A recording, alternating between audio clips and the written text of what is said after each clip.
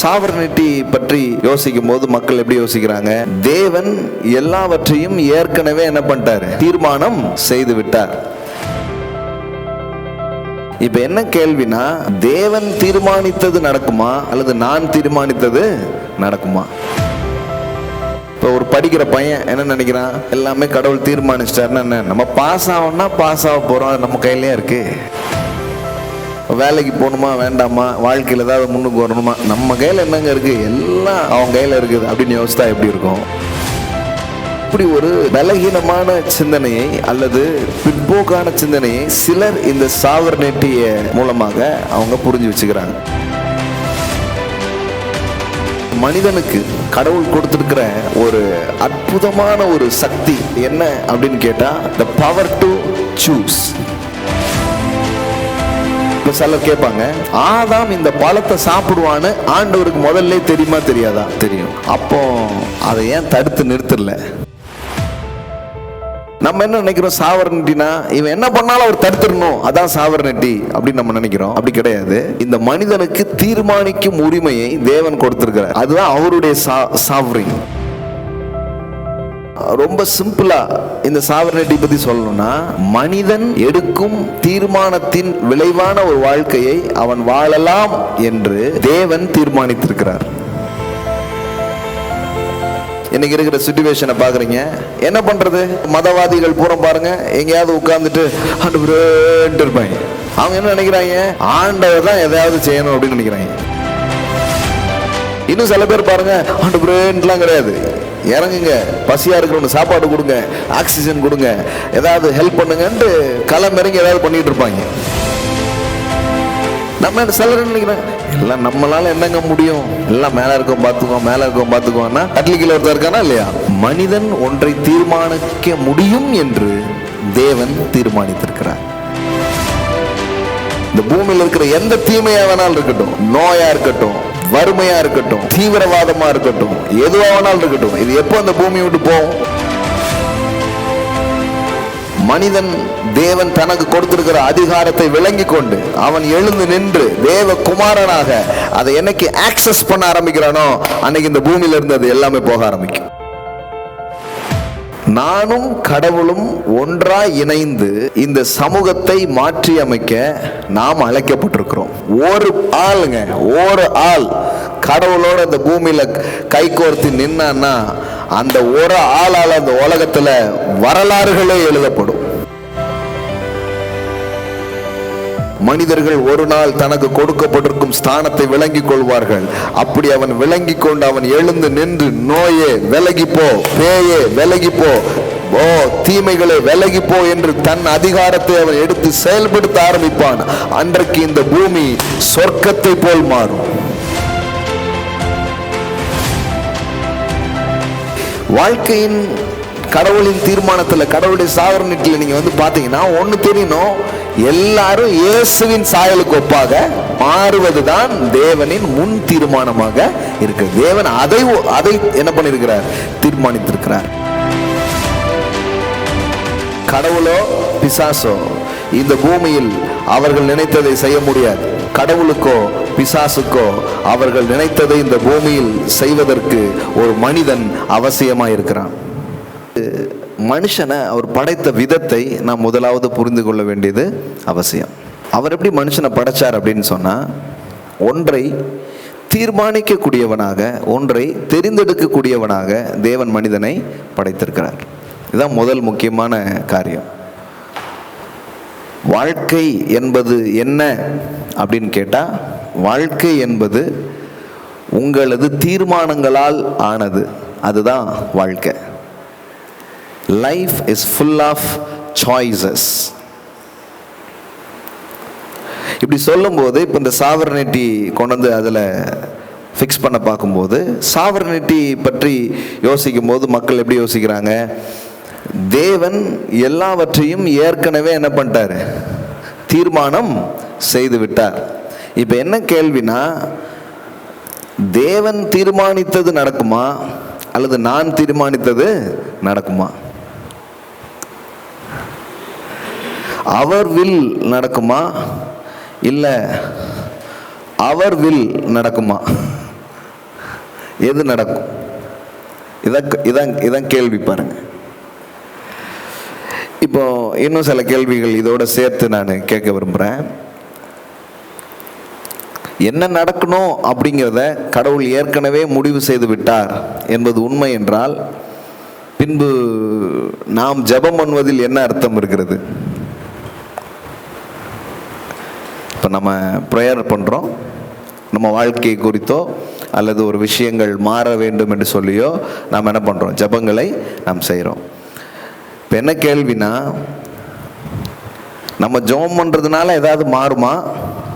அல்லது நம்ம என்னதான் ஜெபம் பண்ணாலும் பண்ணாட்டானாலும் கடவுள் என்ன செய்யணும்னு நினைக்கிறாரோ அதை அப்படியே அவர் செஞ்சிருவாரா?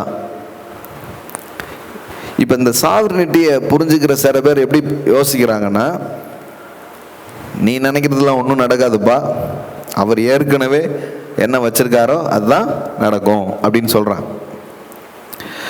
பொதுவாக இந்த சிந்தனைக்கு மூலமாக அல்லது இந்த சிந்தனையை பெரும் அளவிற்கு எடுத்துட்டு வந்தவர், நம்முடைய கிறிஸ்தவ இறையலுக்குள்ளே கொண்டு வந்தவர் யார் அப்படின்னு பார்த்தீங்கன்னா, ஜான் கல்வின் அப்படிங்கிற ஒருவர் தான் இந்த சாவர்னிட்டியை அதிகமாக உள்ள கொண்டு வந்தவர்.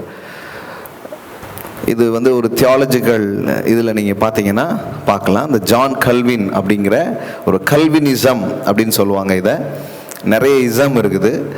அதில் ஒன்று என்னென்னா இந்த கல்வினிசம் அப்படிங்கிறது. இந்த கல்வினிசம் அப்படிங்கிறதுல என்னென்னா, இப்போ உங்களுக்கு யார் ரட்சிக்கப்படணுமோ அவங்க கண்டிப்பாக என்ன பண்ணுவாங்க? ரட்சிக்கப்படுவாங்க. அல்லது கடவுள் பரலோகத்துக்கு யார் வரணும், நரகத்துக்கு யார் போகணும், இது ரெண்டையும் அவர் என்ன பண்ணிட்டாரு? தீர்மானம் பண்ணிட்டாரு. நம்ம கையில் ஒன்றும் இல்லைப்பா, எல்லாம் ஆட்கள் பேசும்போது சொல்லுவாங்க இல்லையா, எல்லாம் மேலே இருக்கவன் பார்த்துக்குவான். இன்னும் சிலர் சொல்கிறாங்க இல்லையா, மரத்தை வச்சவன் தண்ணி ஊற்றுவான். பாருங்க, இதில் என்னென்னா, இதில் ஒரு சத்தியம் இருக்குது.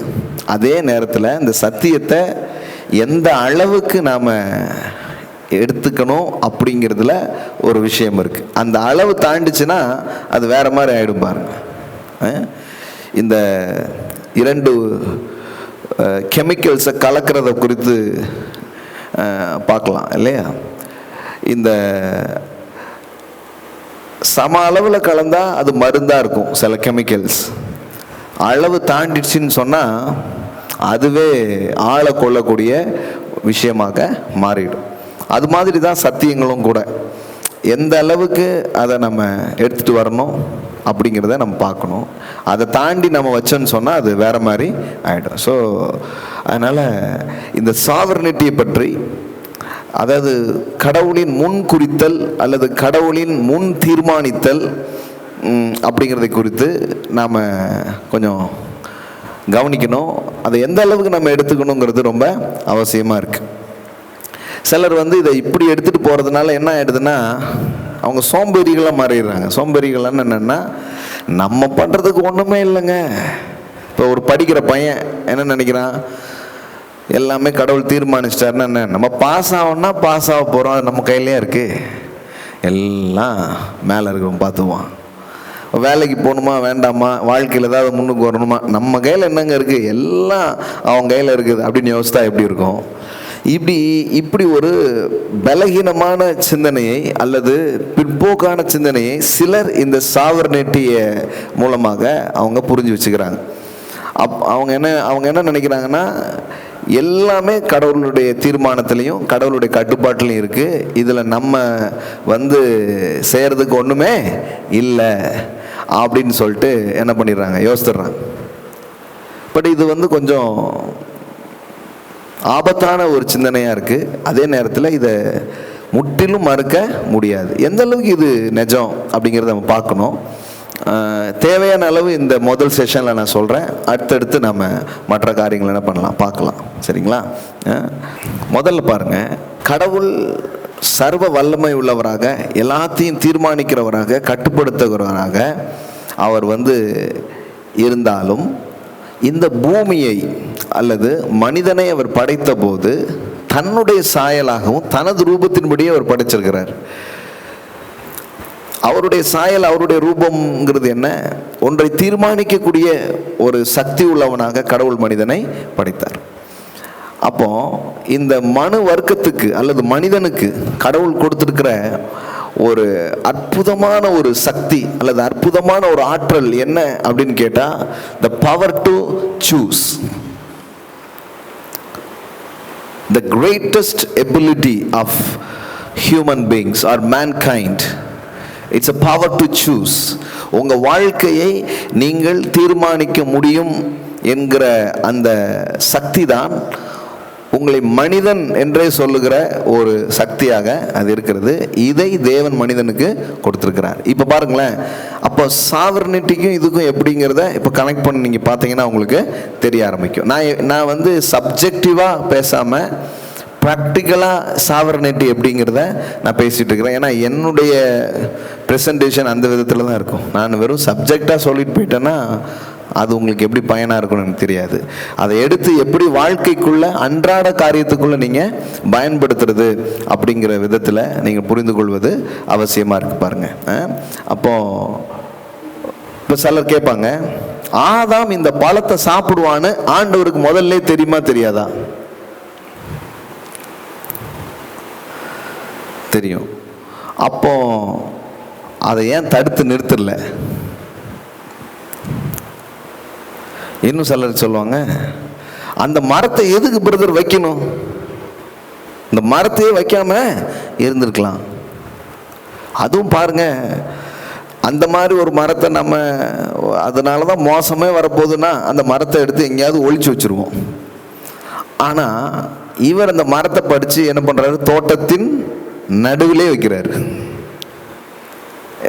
சென்டர்ல என்ன பண்றாரு? வைக்கிறாரு. தோட்டத்தின் நடுவிலே அதை கொண்டு வைக்கிறார். நம்ம வீட்டிலலாம் பார்த்துருக்கீங்களா? குழந்தைங்க, சின்ன குழந்தைங்களாம் வர போகிறாங்க, குழந்தைங்களாம் வந்து பிறக்க போகிறாங்க அப்படின்னு சொல்லிட்டா நாம் என்ன பண்ணுவோம்? இந்த வீட்டில் கிடக்கக்கூடிய கண்ணாடி பொருட்கள் மற்றெல்லாம் எடுத்து முதல்ல சேஃபாக வச்சுருவோம். ஏன்னா இதுகள் வந்து தள்ளி கிள்ளி உடச்சி போட்டுருவோன்னு பத்திரமா கொண்டு வச்சுருவோம். ஆனால் இவர் என்ன பண்ணுறாருன்னா, அங்கே ஆதியாகமம் 2:9 படிக்கிறோம், தேவனாகிய கர்த்தர் பார்வைக்கு அழகும் புசிப்புக்கு நலமுமான சகலவித விருட்சங்களையும் தோட்டத்தின் நடுவிலே ஜீவ விருட்சத்தையும் நன்மை தீமை அறியத்தக்க விருட்சத்தையும் பூமியிலிருந்து முளைக்க பண்ணினார்.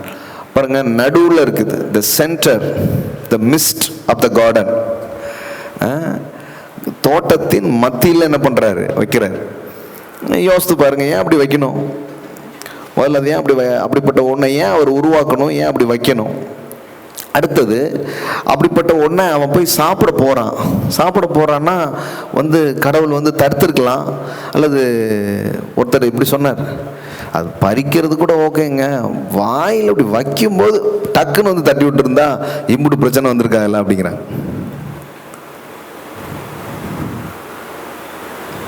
ஒரே ஒரு தட்டு, சரி அவர் முடியாதுன்னா ஒரு தூதனையாவது அனுப்பி இப்பா அப்படின்னு தட்டி விட்டுருந்தா. இப்போ கடைசியில் பாருங்க என்ன பிரச்சனை? ஒரு பழத்தால் அம்புட்டு பிரச்சனை. கிறிஸ்தவமே எப்படி ஆயிடுச்சு தெரியுமா? இப்போ ஒரு பழம் சாப்பிடணும்னு மனுஷன் ஆசைப்பட்டான், கடவுள் அதை சாப்பிடக்கூடாதுன்னு அறிவன் சாப்பிட்டுட்டான், கடைசியில் விழுந்து போயிட்டான். அப்புறம் மீட்புலாம் நடந்து கடைசியில் என்ன ஆகும்? எண்ட் ஆஃப் த ஸ்டோரி என்ன? ஜீவ விருட்சத்தை அவனுக்கு கொடுக்கிறார். மறுபடியும் அவன் பழம் சாப்பிட்றான், படம் முடிந்தது. ஆக மொத்தத்தில் ஒட்டுமொத்த பயணத்தை ஒரு பழத்தில் என்ன பண்ணிட்டாங்க? வச்சுட்டாங்க. இப்போ இது எப்படி இருக்குது அப்படின்னு சொன்னால், அவன் சாப்பிடும்போது தடுக்க முடியும். நம்ம என்ன நினைக்கிறோம்? சாவர்னிட்டினா இவன் என்ன பண்ணாலும் அவர் தடுத்துடணும், அதான் சாவர்னிட்டி அப்படின்னு நம்ம நினைக்கிறோம். அப்படி கிடையாது. இந்த மனிதனுக்கு தீர்மானிக்கும் உரிமையை தேவன் கொடுத்திருக்கிறார். அதுதான் அவருடைய சாவரின். ஏன்னா அந்த பழத்தை பற்றி அவர் அவன்கிட்ட எக்ஸ்பிளைன் பண்ணிடுறாரு எல்லாத்தையுமே. இதை புசிக்கும் நாளிலே நீ சாகவே சாவாய். இன்னும் சிலர் கேட்குறாங்க, ஏங்க அதை வச்சார் அப்படின்னு கேட்குறாங்க. ஏன் அதை வச்சார் அப்படின்னா, பாருங்க, எல்லாமே மனுஷனுடைய ஆளுகைக்கு கொடுக்கப்பட்டுச்சு. ஆனால் மனுஷனுக்கு ஒன்று தெரியணும், எல்லாமே என் ஆளுகையில் கொடுக்கப்பட்டிருந்தாலும் எனக்கு மேலே ஒருத்தர் இருக்கிறார்.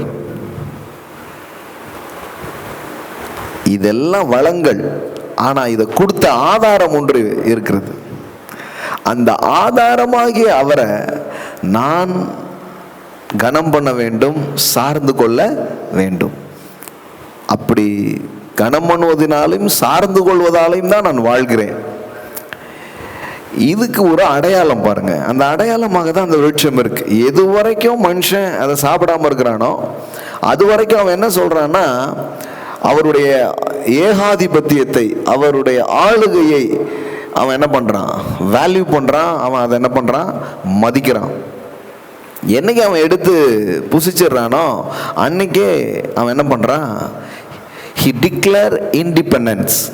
அதாவது பழத்தை சாப்பிடாத வரைக்கும் அவன் என்ன சொல்றான், லார்ட் ஐ டிபெண்ட் யூ, நான் உம்மை சார்ந்து வாழ்கிறேன் அப்படின்னு சொல்றான். எப்போ அவன் எடுத்து சாப்பிட்றானோ அப்போ என்ன பண்ணுறான், ஹி டிக்ளேர் இண்டிபெண்டன்ஸ். அதாவது எனக்கு கடவுள் தேவையில்லை, நானே என் வாழ்க்கையை பார்த்துக்கிறேன் அப்படிங்கிறது தான் அந்த காரியமாக இருக்குது. சில பேர் வந்து ஒரு பழம் சாப்பிட்டதுக்கு இவ்வளோ இதாக, ஒரு புறாவுக்கு அக்க போறா அப்படிங்கிற மாதிரி ஒரு பழத்துக்காக இவ்வளோ காரியம் பண்ணிட்டாங்களா அப்படிங்கிற மாதிரி நிறைய பேர் தோணும். அது பழம் இல்லை, அந்த பழத்துக்கு பின்னாடி ஒரு நம்பிக்கைகள் இருக்கிறது. இப்போ நம்முடைய சர்ச்சில் டைட்ஸ் அண்ட் ஆஃபரிங்ஸ் கொடுக்கறத பற்றி நம்ம சொல்கிறோம். இப்போ டைட்ஸ்லாம் வந்து நம்ம சபைக்கு கொண்டு வரும்படியாக நம்ம மக்களுக்கு சொல்கிறோம். சிலர் ரொம்ப ஒழுங்காக அதை செய்வாங்க, சிலர் அந்த அளவுக்கு அதை செய்கிறதில்லை. இப்போ கடவுள் ஏன் இந்த மாதிரி டைட்ஸ் அண்ட் ஆஃபரிங்ஸ் எல்லாம் கொண்டு வர சொல்கிறாரு? இல்லை, கடவுள் சொல்கிற எந்த ஒரு காரியத்துக்கும் பின்னாடி என்ன இருக்குது? நீங்கள் பணத்தெல்லாம் கொண்டு வந்து நம்ம கொடுத்துறதுனால கடவுள் எது நம்ம எல்லாத்தையுமே பணம் கலெக்ட் பண்ணுறாரா ஒரு போதகர் மூலமாக? கடவுளுடைய இன்டென்ஷன் என்ன, அவருடைய நோக்கம் என்ன, ஏன் இதெல்லாம் நமக்கு ஏற்படுத்தி வச்சிருக்கிறார் அப்படின்னா, இந்த டைட்ஸ் அண்ட் ஆஃபரிங்ஸ் நீங்கள் கொடுக்கும்போது கூட அதுக்கு பின்னாடி ஒரு நோக்கம் இருக்குது. என்ன நோக்கம் இருக்குன்னா, இந்த 100 ரூபா சம்பாதிக்கிறீங்கன்னு வச்சுக்கோங்களேன், அதில் 10ல் 1 எடுத்து வரீங்க, தசம பாகத்தை கொண்டு வந்து காசு கொடுக்குறீங்க. நீங்கள் கொடுக்கும்போது அது காசு மாதிரி தெரிஞ்சாலும் அது காசை கொடுக்கல, அதுக்கு பின்னாடி ஒரு நம்பிக்கை, அதுக்கு பின்னாடி ஒரு எண்ணம், அதுக்கு பின்னாடி ஒரு நோக்கம் ஒன்று இருக்கிறது. என்ன நோக்கம், என்னன்னா, என் சாமர்த்தியமும் என் கைபலனும் இது எனக்கு உண்டாக்கலை, உங்களுடைய உடன்படிக்கை, உங்களுடைய ஆசீர்வாதத்தினாலே இது எனக்கு உண்டானது. நானா இதை உண்டு பண்ணல, என்னை நீங்கள் ஆசீர்வதிச்சதுனால தான் எனக்கு வந்துச்சு. So I want to honour. அதனால தான் நான் அடிக்கடி சபையில் சொல்லுவேன், it's not offering time, it's a honouring time. ஏதோ கடவுளுக்கு நம்ம எல்லாரும் சேர்ந்து உண்டியல் குலுக்குவோம் அப்படிங்கிறத கம்யூனிஸ்ட் கட்சியா நடத்துறாரு கடவுள் உண்டியல் குளிக்கிறதுக்கு. No no no. இங்கெல்லாம் வந்து இந்த அரசியல் கட்சிக்காக உண்டியலில் காசு போடுறதெல்லாம் இது பண்ணிகிட்டு இருப்பாங்க. அது முன்னாடி தான், இப்போ வேற இல்லை. இப்போ அவங்க தான் நிறைய காசு வச்சுருக்காங்க, அது வேற கதை. மக்கள் தான் இப்போ உண்டியல் குளிக்கிட்டு இருக்காங்க.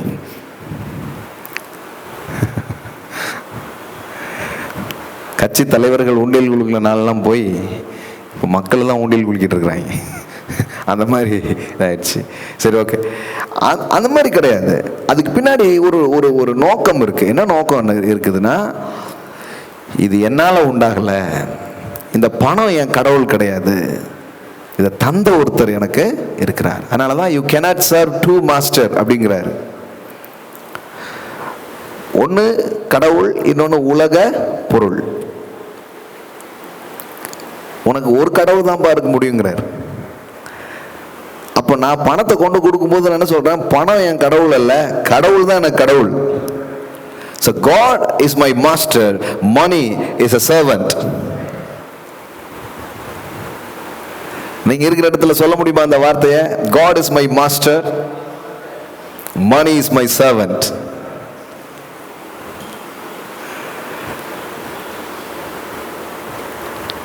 பாருங்க, நோக்கம், அதுக்கு பின்னாடி ஒரு நோக்கம் இருக்கு. என்ன நோக்கம்னா பணம் இல்லை, மனம். பணம் வரும்போது மனம் எதில் இருக்கிறது என்பது தெரிகிறது.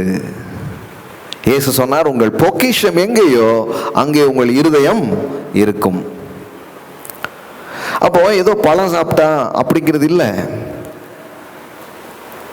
நோக்கம். அதை சாப்பிடாத வரை அவருடைய ஆளுகையை, சொல்லப்போனா ஏதேனிலே ஒரு தைத்து இருந்தது. என்னன்னா சாப்பிடாம இருக்கிறது தான் தைத். எல்லாம் உனக்குப்பா, ஆனா இதை மட்டும் விட்டுருன்னாரு. ஆமா, 90% நீ எடுத்த அனுபவி, இந்த 10 மட்டும் கொடுங்கிறாரு. ஆனா மனுஷனுக்கு என்னன்னா எல்லாத்தையும் தின்றணும்னு ஆசை. ஏதேனிலே இருந்த ஒரு தைட்ஸ் அதுதான். ஆனா அவன் என்ன பண்றான், அப்ப பழம் சாப்பிட்டாங்கிறது மேட்டர் இல்லை, அதுக்கு பின்னாடி இருக்கிற ஒரு எண்ணம், ஒரு சிந்தனை, ஒரு நம்பிக்கை அங்க என்ன பண்ணப்படுகிறது, வெளிப்படுத்தப்படுகிறது. ஓகே, இதுதான் விஷயம் பாருங்க. அப்போ ஏன் அவனை தடுக்கல? கடவுள் சர்வ வல்லவராக எல்லாத்தையும் கண்ட்ரோல் பண்றவராக இருந்தா அவனை ஏன் தடுக்கல அப்படின்னா, கடவுளுடைய அந்த சர்வ வல்லமை தான் அவனுக்கு அந்த தீர்மானிக்கும் ஆற்றலையே கொடுத்தது. ஒரு ஸ்கிரிப்சர் உங்களுக்கு ரெஃபரன்ஸ் காட்ட நான் விரும்புகிறேன். உபாகமம், டியூட்டரானமி 30வது அதிகாரம் 19வது வசனம் பாருங்க. நான் ஜீவனையும் மரணத்தையும் ஆசீர்வாதத்தையும் சாபத்தையும் உனக்கு முன் வைத்தேன் என்று உங்கள் மேல் வானத்தையும் பூமியும் என்று சாட்சி வைக்கிறேன். ஆகையால் நீயும் உன் சந்ததியும் பிழைக்கும்படிக்கு நீ ஜீவனை தெரிந்து கொண்டு. பாருங்க, இங்க என்ன சொல்றாரு, லைஃப் அண்ட் டெத், மரணமும் ஜீவனும் இருக்குது, பிளெஸிங்ஸ் அண்ட் கர்ஸ் இது இருக்கு. இதை வைத்ததுதான், இது ரெண்டையும் வைத்தார் பாருங்க, அது சாவர்னிட்டி. இதுல எது வேணும் அப்படின்னு சூஸ் பண்றது தேவன் நமக்கு கொடுத்திருக்கிற ability. So ability and sovereignty ரொம்ப ரொம்ப எளிமையா, ரொம்ப சிம்பிளா இந்த சாவர்னிட்டி பத்தி சொல்லணும்னா, மனிதன் எடுக்கும் தீர்மானத்தின் விளைவான ஒரு வாழ்க்கையை அவன் வாழலாம் என்று தேவன் தீர்மானித்திருக்கிறார். இப்போ சாவர்னிட்டியே கிடையாதா? கண்டிப்பா இருக்குது சாவர்னிட்டி. சாவர்னிட்டி எப்படி இருக்குது அப்படின்னு சொன்னா, நீ ஜீவனை தெரிந்து கொண்டால் ஜீவனை அனுபவிக்கலாம் என்று நான் தீர்மானித்திருக்கிறேன். நீ தீர்மானித்தது உன் வாழ்க்கையில் வரக்கூடும் என்பதை நான் தீர்மானித்திருக்கிறேன். இப்ப இதிலே பாருங்க, கடவுள் சொல்றாரு, வானத்தையும் பூமியையும் என்று சாட்சி வைக்கிறேன், ஆகையால் நீயும் உன் சந்ததியும் பிழைக்கும்படிக்கு நீ ஜீவனை தெரிந்து கொண்டு. அவருடைய ஹார்ட் என்னங்கிறத அவர் சொல்றாரு. அவர் இருதயத்தில் என்ன இருக்குங்கிறத அவர் தெரியப்படுத்துறாரு. அவர் இருதயத்தில் என்ன இருக்குது? Choose life. Choose life. நீ ஜீவனை தெரிந்து கொள். அதாவது எனக்காக கடவுள் தீர்மானம் எடுக்க முடியாது. கடவுள் எனக்கு முன்னாடி வாய்ப்புகளை அவர் வைத்திருக்கிறார். நான் ஒன்றை தெரிந்து கொள்ள வேண்டும். அப்போ இங்க என்ன சொல்றாரு? Choose life. நீயும் உன் சந்ததியும் பிழைக்கும்படிக்கு ஜீவனை தெரிந்து கொள். ரெண்டுமே இருக்குது, ஆனால் தீர்மானிக்கும் உரிமை உன்னுடையது. அதை நான் தீர்மானித்திருக்கிறேன். சாவர்னிட்டி கார்டு எங்கேயோ போயிடல, இருக்குது. ஆனா நம்ம எப்படி யோசிச்சுறாங்கன்னா, எல்லாத்தையுமே கடவுள் முடிவு பண்ணிடுறாரு. அப்படி கிடையாது. எல்லாமே நம்ம தான் முடிவு பண்றோம் அப்படியும் கிடையாது. இது ரெண்டையும் ரொம்ப அழகா பேலன்ஸ் பண்றதுல தான் வாழ்க்கையே இருக்கு. இதை பவுல் ஒரே வார்த்தையில சொல்றாரு. பவுல் அப்போஸ்தலன் இதை இப்படி சொல்லும்போது எப்படி சொல்றாரு அப்படின்னா, we are a co-laboring with God, we are a co-laborer, co-worker அப்படின்னு சொல்றாரு. அதாவது நான் எல்லாவற்றையும் செய்தேன் அப்படி சொல்லல, அல்லது கடவுள் எல்லாவற்றையும் செய்து விட்டார் அப்படி சொல்லல.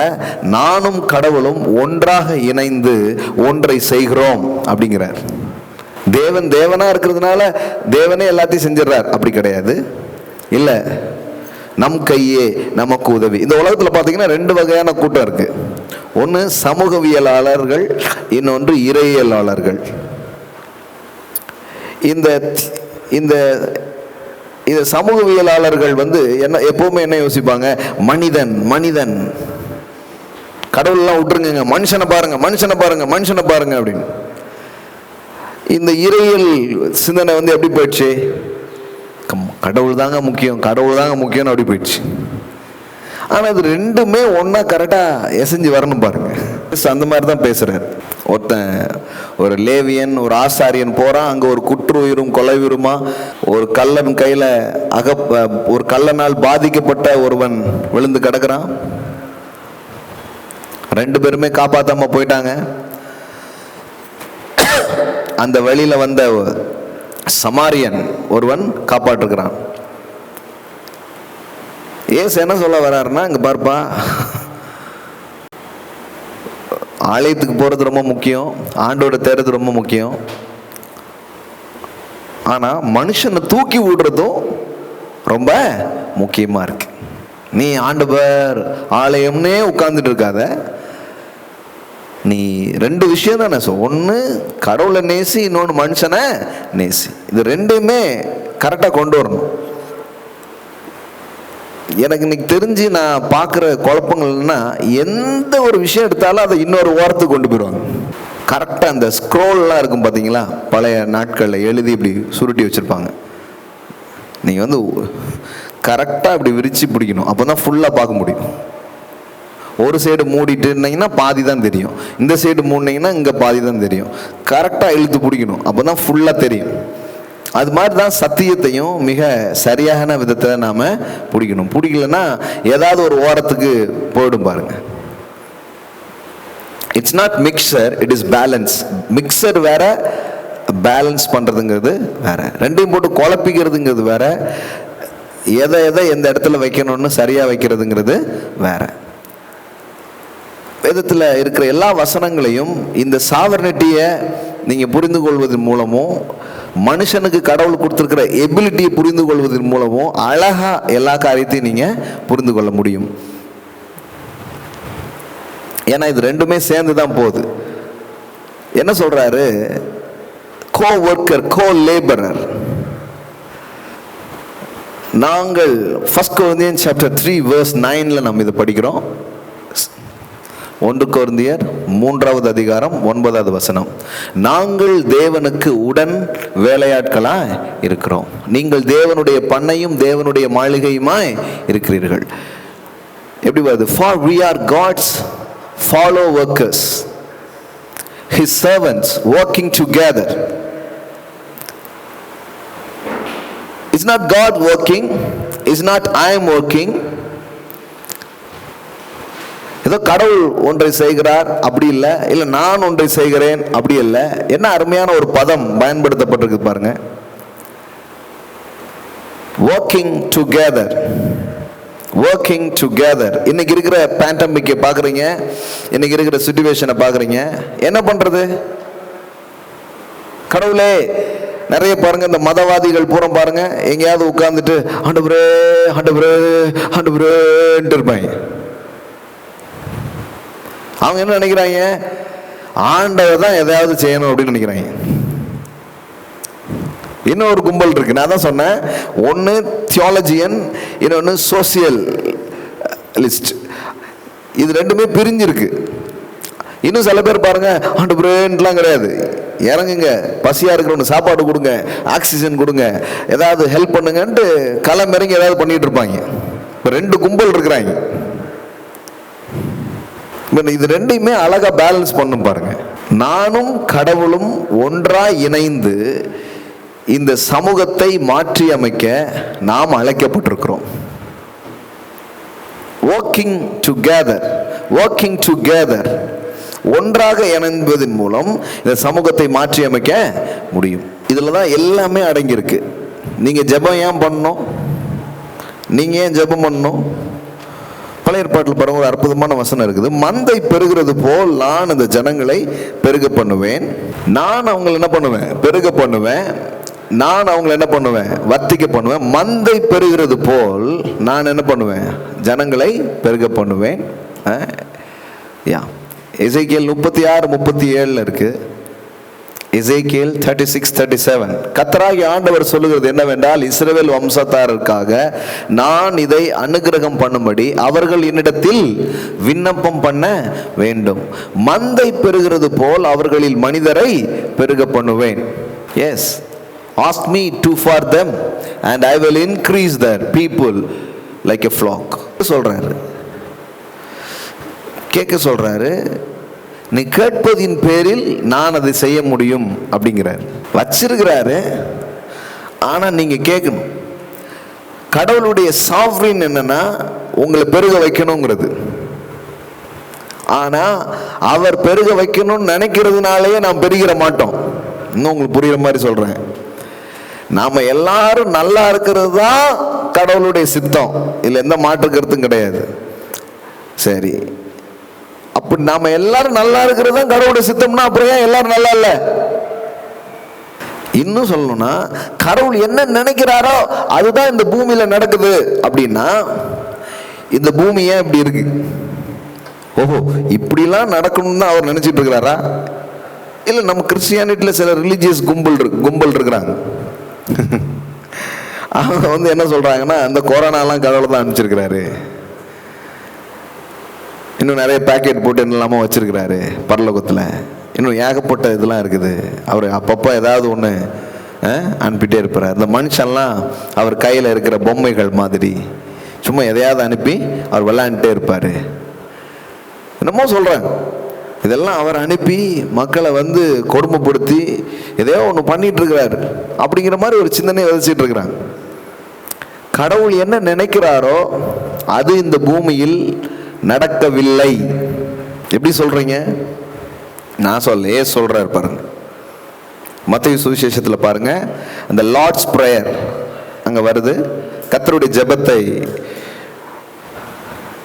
நாம் படிக்கிறோம். என்ன படிக்கிறோம்?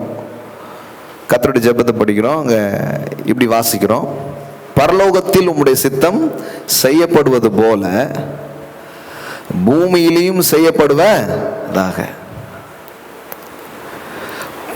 மத்தேயு 6:10. Matthew Gospel chapter 6 verse 10. உம்முடைய ராஜ்யம் வருவதாக, உம்முடைய சித்தம். அதுதான் சாவரின். சாவரின் மீன்ஸ் என்ன? God's will, God's purpose. கடவுள் தீர்மானம், அவருடைய முன் குறித்தல். அதான் உம்முடைய சித்தம் பரமண்டலத்தில் செய்யப்படுவது போல பூமியிலே செய்யப்படுவதாக. இப்போ பரமண்டலத்தில் அல்லது பரலோகத்தில் கடவுளுடைய சித்தம் என்ன பண்ணிட்டு இருக்குது? 100% நடந்துட்டு இருக்கு. 100% நடக்குது. அதனால தான் பரலோகம் எப்படி இருக்குது? அங்கே வியாதி இல்லை, அங்கே தரித்திரம் இல்லை, அங்கே பகைமை இல்லை, அங்கே முதுமை இல்லை, அங்கே மரணம் இல்லை, அங்கே சமாதானம், ஜீவன், நன்மை, வாழ்வு. இதனாலேயே அது நிரம்பி இருக்கு. ஏன்? 100% God's sovereignty or God's will, God's authority, இது எல்லாமே அந்த இடத்துல நடந்து கொண்டிருக்கு. இந்த பூமி ஏன் எப்படி இருக்கு? ஏன்னா இந்த பூமியில் 100% கடவுளுடைய சித்தங்கள் என்ன பண்ணல, நடக்கலன்னு இயேசு சொல்றார். நடக்கலன்னு சொல்றார். அதனாலதான் ஜெபம் பண்ண சொல்றாரு. என்ன சொல்றாரு? பரலோகத்துல நடக்குத, பரலோகத்துல நடக்குது, பரலோகம் சூப்பரா இருக்குது. அது மாதிரி இங்கேயும் நடந்தா எவ்வளவு நல்லா இருக்கும். ஜெபம் பண்ணுவோம். நாம என்ன ஜெபம் பண்ணுவோம்? பரமண்டலத்தில் உம்முடைய சித்தம் செய்யப்படுவது போல பூமியிலேயும் ஆஸ்திரேலியாவிலேயும் இந்தியாவிலேயும் செய்யப்படுவதாக, உங்க குடும்பத்தில் செய்யப்படுவதாக, உங்க தொழிலிலே செய்யப்படுவதாக, உங்கள் சபையிலே செய்யப்படுவதாக. என்ன வருது பாருங்க, your will done on earth as it is in heaven. Your kingdom come, your will be done on earth as it is in heaven. As it is in heaven. நம்ம ஆட்கள் பாருங்க, வேடிக்கையான ஆட்கள் பாருங்க, நம்ம கிறிஸ்தவங்க பரலோகம் சூப்பர் பிளேஸ்ங்கிறது நம்புறாங்க. அதனால இவங்க என்ன நினைக்கிறாங்கன்னா, எம்பூட்டு சீக்கிரம் முடியுமோ அம்பூட்டு சீக்கிரம் மாப்பிள்ள அங்க போயிருவோம் அப்படின்ட்டாங்க. ஆனா அவர் என்ன சொல்றாரு, எப்பா நீங்க எல்லாம் அங்க வர்றதுக்காக நான் இங்க வந்தேன், அங்க இருக்கிற மாதிரி இந்த பூமியை மாத்துறதுக்காக தான் நான் வந்தேன், அதுக்காக தான் நான் உங்களை வச்சிருக்கிறேன். Your will be done on earth as it is in heaven. உங்களுக்கு புரியுதுங்களா? அந்த வார்த்தையில இயேசு எவ்வளவு மகத்தான ஒரு காரியத்தை கொண்டு வந்து நம் மனதுக்குள்ளே ஒரு போடுகிறார்.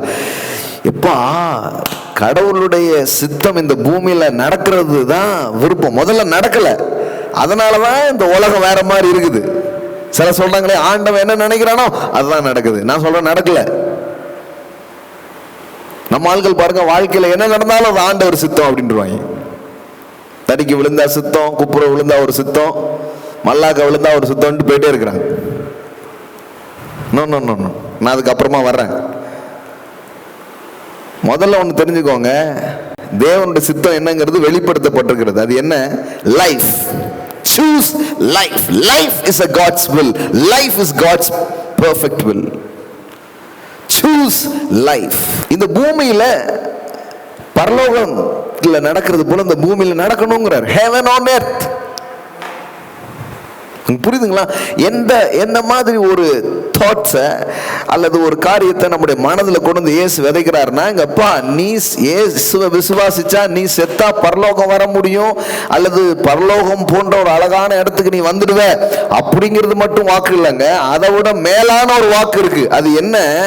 நீ எங்க வாழ்ந்தாலும் சரி இந்த பூமியில என்னை நோக்கி பார்த்து என்னோடு ஒத்துழைத்தால் இந்த பூமியிலே ஒரு பரலோகத்தை நான் உனக்காக வைத்திருக்கிறேன். Heaven on earth, heaven on your family, heaven on your business. You can experience heaven in your day to day life. சில பேர் பார்க்குறாங்க என்ன சொல்றாரு அப்படின்ட்டு. என்ன நினைக்கிறாங்க, இந்த சீக்கிரமா அந்த பூமியை விட்டு நம்ம போயிடும் பிரதர். கிறிஸ்தவங்களுக்கு ரெண்டு பிரேயர் தான் தெரியுமா உங்களுக்கு? ஒன்று, ஆண்டவரே ரொம்ப பிரச்சனையா இருக்கு நான் அங்க வந்துடுறேன். அடுத்த பிரேயர் என்ன தெரியுமா? இல்லைன்னா நீங்க இங்க வந்துருங்க சீக்கிரமா. ஒன்று, என்னை சீக்கிரமாய் எடுப்பீராக, இல்லாவிட்டால் நீர் சீக்கிரமாய் வருவீராக. ரெண்டுல ஒண்ணு சனிக்கிழமைக்குள்ள நடந்தாகணும். எல்லா மக்கள் இருக்கிறாங்க. இந்த மாதிரி பிரசங்கத்தை தான் அவங்க ரொம்ப விரும்பி கேட்பாங்க. இது ரொம்ப ஈஸி பாருங்களேன். அவர் வந்துட்டா அப்படியே பறந்து போயிடுவோம் நாங்க அப்படிங்கிறது, இல்லைன்னா நம்ம அங்க போயிடுவோம் அப்படின்ட்டு. அவங்களுக்கு தெரியல பாருங்க, இந்த பூமியில ஒரு பரலோகம் போன்ற ஒரு வாழ்க்கையை தேவன் வைத்திருக்கிறார். என்ன பேசிட்டு இருக்கிறோம்? God sovereignty.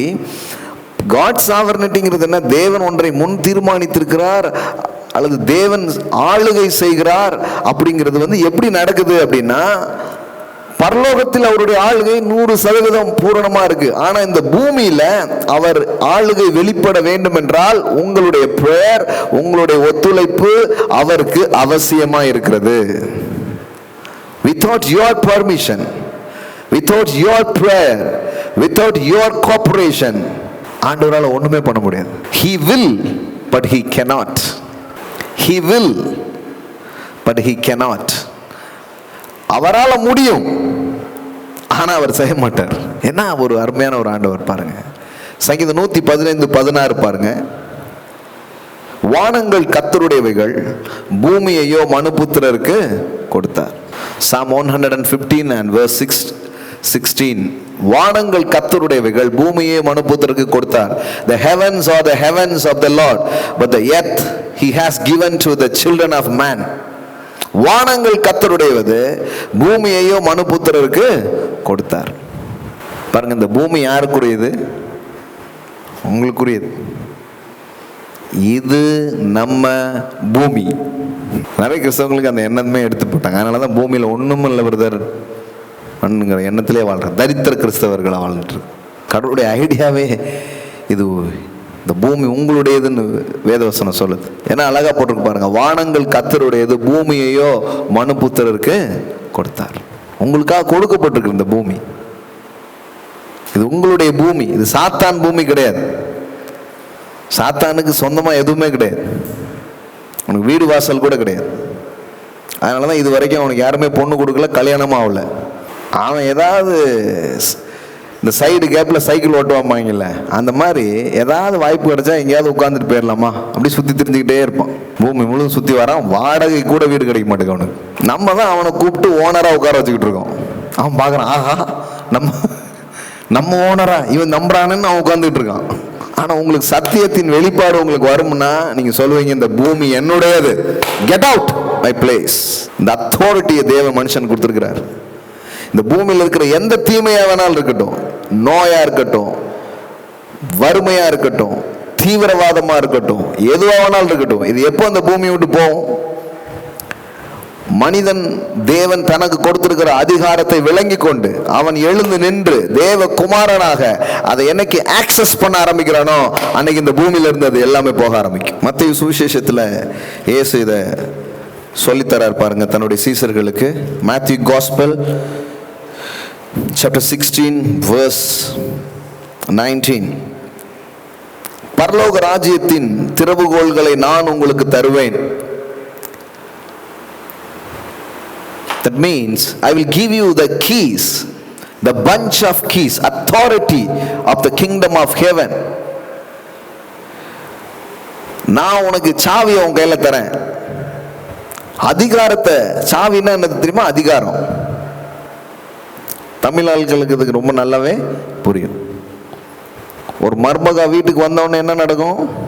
அது வரைக்கும் அம்மா இடுப்புல இருக்கிற சாவி எங்க போகணும்? இங்க வந்து ஆகணும். ஏன்னா சாவிங்கிறது என்னது? It's authority. I will give you the keys or authority of the kingdom of heaven. அப்போ அதிகாரத்தை கொடுக்கிறாரு. கொடுத்துட்டு என்ன சொல்றாரு? பூலோகத்திலே நீ கட்டுகிறது எதுவோ அது பரலோகத்தில் கட்டப்பட்டிருக்கும், பூலோகத்திலே நீ கட்டவிழ்ப்பது எதுவோ அது பரலோகத்தில் கட்டவிழ்க்கப்பட்டிருக்கும். பாருங்க இந்த வார்த்தை, இது எவ்வளவு அழகு அருமையான வார்த்தை. எப்படி சொல்றாரு பாருங்க, whatever you bind, forbid, declare to be improper and unlawful on earth will have be bound in heaven, and whatever you loose, that means permit, declare lawful on earth will be have already been loosed in heaven. புரியுற மாதிரி சொல்றேனே, நீ அனுமதிக்கிறதெல்லாம் இங்க இருக்கும், நீ எதுக்கெல்லாம் அனுமதி மறுக்கிறையோ அது இந்த பூமியில இருக்காது. இதை தேவன் தீர்மானித்திருக்கிறார். That is God's sovereignty. எதை தேவன் தீர்மானித்திருக்கிறார்? மனிதர்கள் ஒரு நாள் தன் அதிகாரத்தை புரிந்து கொள்வார்கள். மனிதர்கள் ஒரு நாள் தனக்கு கொடுக்கப்பட்டிருக்கும் ஸ்தானத்தை விளங்கிக் கொள்வார்கள். அப்படி அவன் விளங்கி கொண்டு அவன் எழுந்து நின்று, நோயே விலகிப்போ, பேயே விலகிப்போ, ஓ தீமைகளை விலகிப்போ என்று தன் அதிகாரத்தை அவன் எடுத்து செயல்படுத்த ஆரம்பிப்பான். அன்றைக்கு இந்த பூமி சொர்க்கத்தை போல் மாறும். Heaven on earth. நம்ம சிலர் நினைக்கிறாங்க, எல்லாம் நம்மளால என்னங்க முடியும், எல்லாம் அவன் பார்த்துவான், எல்லாம் மேல இருக்கும் பார்த்துக்குவான், மேல இருக்கும் பார்த்துக்குவான்னா கட்டில் கீழே ஒருத்தர் இருக்கானா இல்லையா? இது அப்படி இல்லை.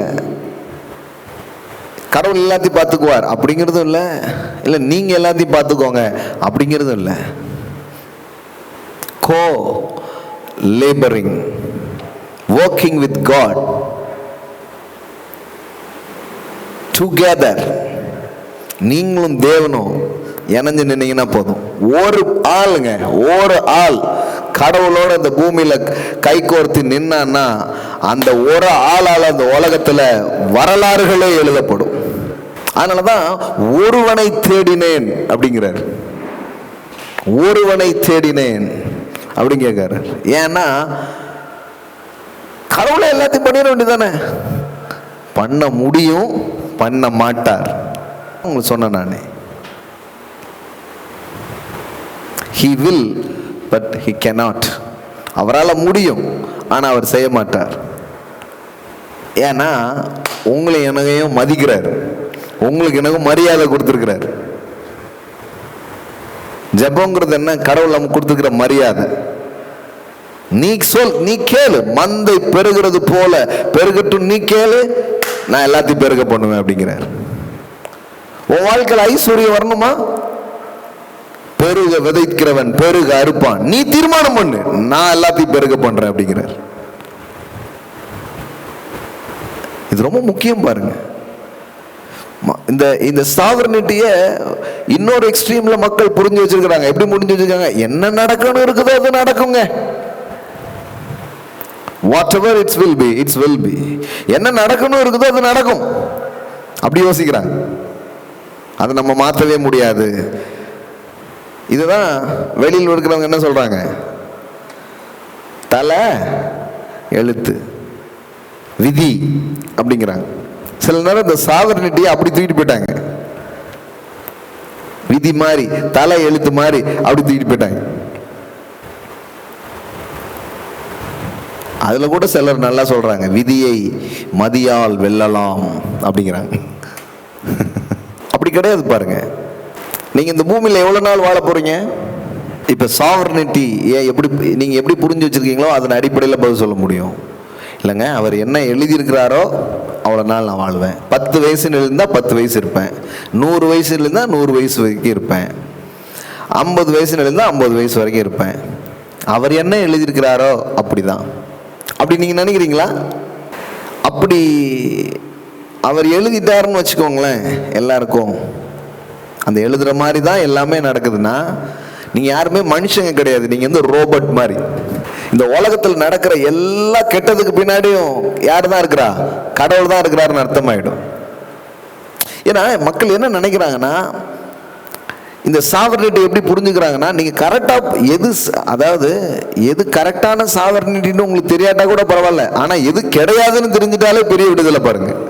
என்ன நினைக்கிறாங்கன்னா, இந்த வாழ்க்கை, இந்த உலகம்ங்கிறது ஒரு நாடக மேடை, நாம் எல்லாம் அதிலே பொம்மைகள். கடவுள் வந்து ஒரு நூல் கோர்த்து மேலே உட்கார்ந்துக்கிட்டு என்ன பண்றாரு? ஆடாராமா ஆடாராமா ஆடாராமான்னு நம்மளெல்லாம் பல்கி அடிக்க வச்சுக்கிட்டே இருக்கிறாரு. ஆட்டிவித்தான் யார் ஒருவன் அப்படிங்கிற மாதிரி ஆயிடுச்சு.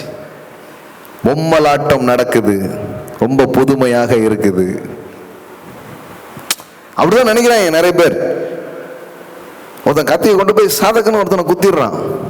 அப்போ மேல இருந்து ஒருத்தர் ஆட்டிட்டாரா கயிற? மனுஷன் மேல கடவுள் அப்படிப்பட்ட கட்டுப்பாடு உடையவராக அவர் இருக்கிறாரா? அதுதான் சாவர்னிட்டினா. அப்படிப்பட்ட சாவர்னிட்டியை வேதம் என்ன பண்ணல, பேசல. வேதம் வந்து சொல்ற விஷயம் என்னன்னா, மனிதன் ஒன்றை தீர்மானிக்க முடியும் என்று தேவன் தீர்மானித்திருக்கிறார். இதான் சிம்பிளா ஒரே லைன்ல நீங்க புரிஞ்சுக்கக்கூடிய காரியம். மனிதன் ஒன்றை தீர்மானிக்க முடியும் என்பதுதான் தேவனின் தீர்மானமாக இருக்கிறது. அதை தேவன் தீர்மானிச்சிருக்கிறார். உங்க வாழ்நாள கடவுள் இத்தனை நாள் எழுதி வைக்கல. நீங்க நினைச்சீங்கன்னா அதை இன்க்ரீஸ் பண்ணலாங்கிறார். எப்படி சொல்றாரு? உன் வாழ்நாள் நீடித்திருப்பதற்கு உன் தகப்பனையும் உன் தாயையும் கனம் பண்ணுவாயாக. கடவுள் உங்களுக்கு இவ்வளவு நாள் எழுதிட்டாருன்னா, நீங்க கனம் பண்ணான கனம் பண்ணாட்டான அதை எழுதுனதான நடக்க போகுது. ஒரு வாத்தியார் கூப்பிட்டு சொல்றாரு, நீ என்னதான் பரீட்சையில் எழுதினாலும் தம்பி, நான் உனக்கு 20 மார்க் தான் போட போறேன்னு சொல்லிட்டாருன்னு வைங்களேன். உங்களுக்கு பரீட்சைக்கு படிக்க தோணுமா இல்லை எழுதுதான் உங்களுக்கு தோணுமா? ஏதாவது தோணுமா? நீங்க வரவே மாட்டீங்க. ஏன்னா 20 நான் எப்படி வேணும்னு போட்டுறாரு அப்படின்னு இருப்பீங்க. இப்படி யோசிக்கிறதுக்கு பேரு சாவர்னிட்டி கிடையாது. அதுதான் சொல்ல விரும்புறேன் நான். அப்படிலாம் கடவுள் ஒன்னையும் தீர்மானிச்சிடல.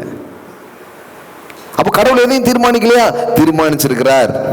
பெருக விதைக்கிறவன் பெருக அறுப்பான், சிறுக விதைக்கிறவன் சிறுக அறுப்பான் என்று தீர்மானித்திருக்கிறார். அவர் தீர்மானித்ததை நீங்க எடுத்து ஆக்சஸ் பண்ண முடியும். நீங்க தரித்திரனா இருக்கணும்னாலும் இருக்கலாம், செல்வந்தனா ஆகணும்னாலும் ஆகலாம்.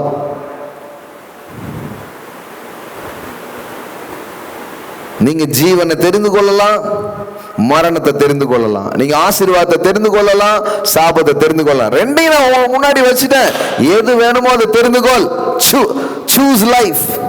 இதுல என்ன பியூட்டினா, உனக்கு குழப்பமா இருந்தா நான் உனக்கு ஹெல்ப் பண்றேன். என் ஐடியா, என் விருப்பம் உன்னை குறித்து ஜீவனாகவே இருக்கிறது. Choose life. அப்ப இந்த பொம்மலாட்டம்லாம் உண்மை கிடையாது. கடவுள் ஏதோ பொம்மையை வச்சு இப்படி ஆடிட்டே இருக்கிறாரு அப்படிலாம் கிடையாது. ஏசு அதெல்லாம் ரொம்ப தெளிவா சொல்றாரு. பரலோகத்தில் உங்களுடைய சித்தம் செய்யப்படுவது போல பூமியிலையும் செய்யப்படுவதாக. அப்படின்னா அந்த பூமியில கடவுளுடைய சித்தம் செய்யப்படவில்லை, ஆனால் செய்யப்பட வேண்டும், செய்யப்பட முடியும். அப்படி செய்யப்பட்டால் இந்த பூமி இப்படி இப்போது இருப்பது போல் இருக்காது, அது சொர்க்க பூமியாக மாறும். மாற முடியும், மாறுவதுதான் அவர் சித்தமாக இருக்கிறது. அதை கடவுள் யோசிக்கிறதுனால் மட்டும் நடந்து விடாது. கடவுளோடு ஒருமனப்படுகிற ஒரு கூட்ட மக்கள் இணையும் பொழுது கடவுள் நினைப்பது இந்த பூமியில் நடக்கும். அதனாலதான் அவர் கேட்கிறார், யாரை நான் அனுப்புவேன், யார் எனது காரியமாய் போவார்? அவர் யாரையாவது பிடிச்சி நீ தான் போய் ஆகணும்னு அப்படி காத்து பிடிச்சி முடிக்கலாம் அவர் பண்றது இல்லை. சில சொல்லுவாங்க பாருங்க, நான் எங்கேயோ போயிட்டு இருந்தேன், ஆண்டவர் என்ன காலை உடச்சி ஊழியத்து கொண்டு வந்தார் அப்படிமா. கடவுள் அந்த மாதிரி வேலையெல்லாம் பண்றது இல்லை. அவர் சொல்றாரு, யாரை நான் அனுப்புவேன். ஐசாயா சாப்டர் 6, யாரை நான் அனுப்புவேன், யார் எனது காரியமாய் போவான் என்று உரைக்கிற ஆண்டவருடைய சத்தத்தை கேட்டேன். ஏசாயா சொல்றாரு, அதற்கு நான் இதோ அடியேன் இருக்கிறேன், என்னை அனுப்பும் என்றேன். Then I hear the voice of the Lord saying, whom shall I send, and who will go for us? Then I said, here I am, send me. Here I am, send me. கடவுள் தன் விருப்பத்தை சொல்றாரு, தன் விருப்பத்தை, தன் சத்தத்தை தொனிக்க பண்ணுகிறார். நான் எல்லாத்தையும் மாத்த விரும்புறேன்பா, எல்லாத்தையும் சேஞ்ச் பண்ண விரும்புறேன், ஆனா யாரை நான் அனுப்புவேன், யார் எனது காரியமாய் போவா? அப்போ ஒரு மனுஷன் அவருடைய சத்தத்தை கேட்டுட்டு அவன் சொல்றான், here I am Lord, send me. இந்த மாதிரி கொஞ்சம் பேர் வந்தாலே இந்த பூமி சொர்க்கமா மாறிடும். Here I am Lord, send me. அப்ப இந்த சாவர்னிட்டியில நீங்க என்ன பார்க்கணும்னா, எல்லாம் கடவுள் கடந்து ஆட்டி படைச்சுக்கிட்டு எல்லாத்தையும் பண்ணிட்டுல, கடவுள் தன் சித்தத்தை வெளிப்படுத்திட்டாரு. அவருடைய சித்தம் ஜீவன், அவருடைய சித்தம் ஆசீர்வாதம், அவருடைய சித்தம் வெற்றி, அவருடைய சித்தம் நன்மை. ஆனா அது இந்த பூமியில நடக்கணும்னா அவருடைய சித்தத்தை தீர்மானித்து ஏற்றுக்கொண்டு ஒரு மனுஷன் வர வேண்டியது அவசியமா இருக்குது. அப்படி வரும்போது அது நடக்க ஆரம்பிக்கும். இன்னொரு எக்ஸாம்பிள் சொல்றேன் நான். இப்ப இந்த மாதிரி பைபிள்ல நிறைய இருக்கு. மரியாள் ஆண்டவர் பேசுறார், ஒரு கன்னிகை கர்ப்பவதியாகி ஒரு குமாரனை பெறுவார். ஸோ மேசியா இந்த பூமிக்கு வரணும், கிறிஸ்து இந்த பூமிக்கு வரணும், கடவுளின் மனு அவதாரம் இந்த பூமியில நடக்கணும். அப்படி நடக்கிறதுக்கு ஒரு பெண்ணிடத்துல பெர்மிஷன் வாங்கப்படுது பாருங்க. கிருபை பெற்றவர்களே வாழ்க எல்லாம் சொல்லப்படுது. அவ சொல்றா, நான் என் ஆண்டவருக்கு அடிமை. I submit myself. I submit myself. என் இளமை, என் கன்னி பருவம் கடவுளுக்கு பயன்படட்டும் என்று தன் சரீரத்தை ஒரு பெண் ஒப்படைக்கிறாள். அந்த சரீரத்தை தேவன் பயன்படுத்தி இந்த பூமிக்குள்ளே அவர் வருகிறார். Your body is an earthly license. கடவுளோ பிசாசோ இந்த பூமியில் தாங்கள் நினைத்ததை செய்ய முடியாது. நல்லா கவனிச்சுக்கோங்க. கடவுளோ பிசாசோ இந்த பூமியில் அவர்கள் நினைத்ததை செய்ய முடியாது. கடவுளுக்கோ பிசாசுக்கோ அவர்கள் நினைத்ததை இந்த பூமியில் செய்வதற்கு ஒரு மனிதன் அவசியமாக இருக்கிறான்.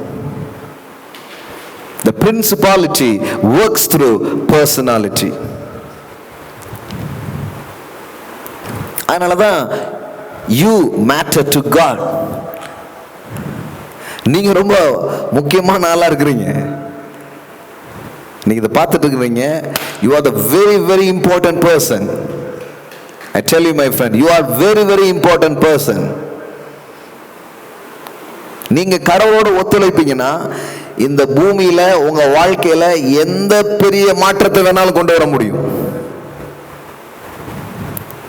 Physically, mentally, financially, nationally or internationally, you can change anything through the power of God.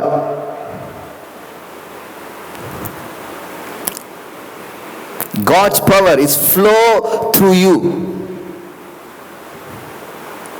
but God's need a body. பிசாசோ கடவுளோ இது எல்லாமே பாருங்க சும்மா வேலை செய்ய முடியாது. பிசாசு நினைச்ச உடனே ஏதோ பண்ணிட முடியாது. கடவுள் பண்ண முடியாது. இது எப்படின்னா இந்தியன் பாலிடிக்ஸ் மாதிரி. எனக்கு ஆஸ்திரேலியா பாலிடிக்ஸ் சிஸ்டம் தெரியல.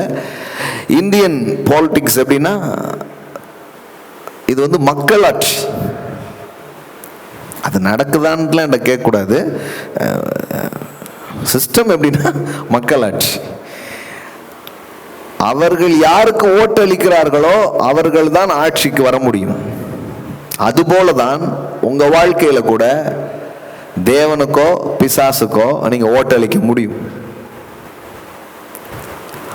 அப்போ இவ்வளவு தீமைகள் இந்த உலகத்தில் இருக்குதுன்னா தீமைக்கு நம்ம கதையை திறந்து விட்டுருக்கோம்னு அர்த்தம்.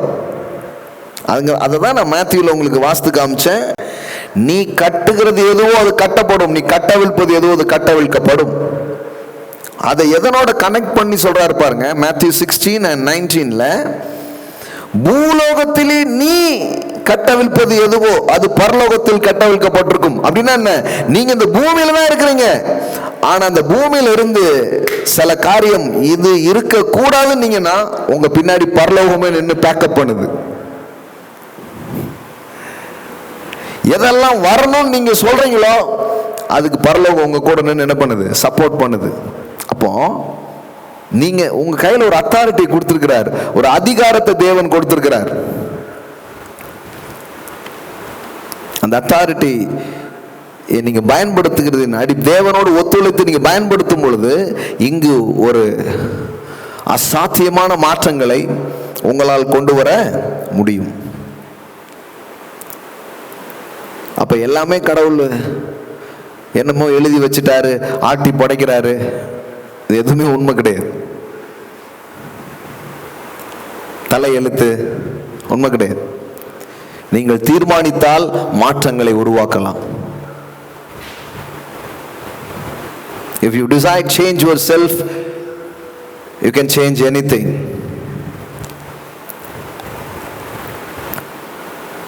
தீர்மானிக்கிற உங்களுக்கு கடவுள் உதவி செய்வார்.